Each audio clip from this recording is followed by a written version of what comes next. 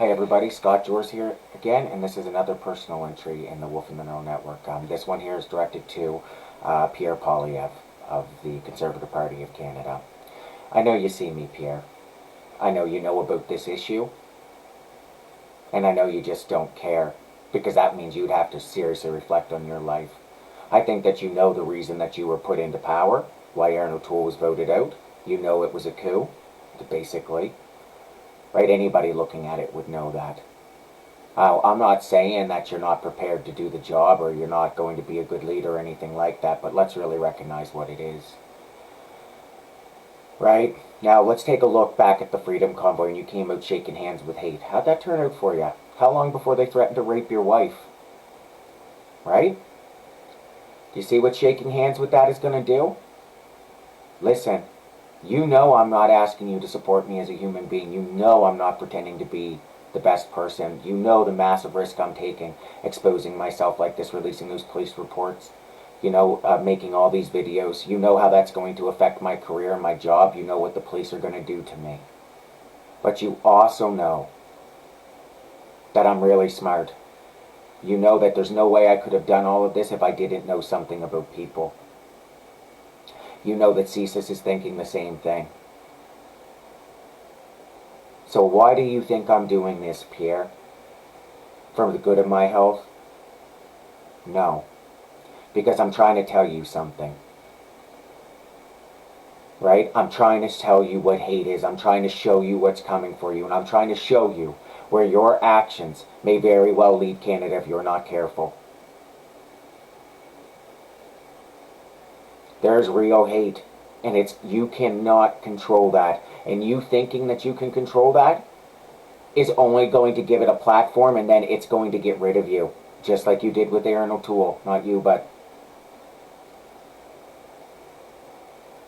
now you have your different policies and your views, and your role in government is not come up with solutions for Justin Trudeau, and I agree with that, and I understand that wholeheartedly. You need to be opposition and you need to push those people. But when it comes to topics about hate and human dignity, those are not ones you need to push back on. Those are ones that you should fully support, you should endorse. You need to stop this kind of hate. You need to stop the degradation of women's rights, of gay rights. You need to stop and understand that racism is real. You need to understand that hate is real, and it is a disease. I estimate that the best that we'll be able to do is keep it around 10%. 1 in 10 people are going to be a hateful cunt. That's about the best we could do. If we could get it down closer to 5, we're doing really good. Right? That's a manageable number. But trying to ignore that number and trying to ignore that. And listen, you see me. Do you see me saying that it's just the white man or just the black man or this? No. I'm not, because that's the right thing to do. I understand that you can't have that conversation. I understand Jagmeet can't have that conversation. I understand Justin Trudeau can't have that conversation. I understand that David Fano of CSIS can't have that conversation. I understand Brenda Lucky couldn't have that conversation. I'm not doing this for the good of my health. Alright? I'm doing it because it's the right thing to do. Sometimes there are right things to do. I don't care about the politics in the end. You know I could have polarized this. I could have shown support for Justin Trudeau. You know that I'm obviously liberal-leaning. And I left that out for the longest time. I was forced by the police to reveal my political feelings.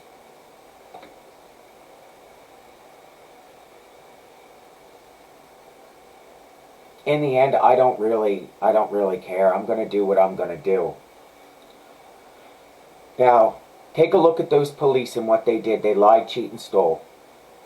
Right? Take a look at it. They lied about this. They set me up to fail. They framed me. I've never even had client attorney privilege. Look at it. Don't I deserve rights? Don't I deserve a fair chance at life? You know that I do.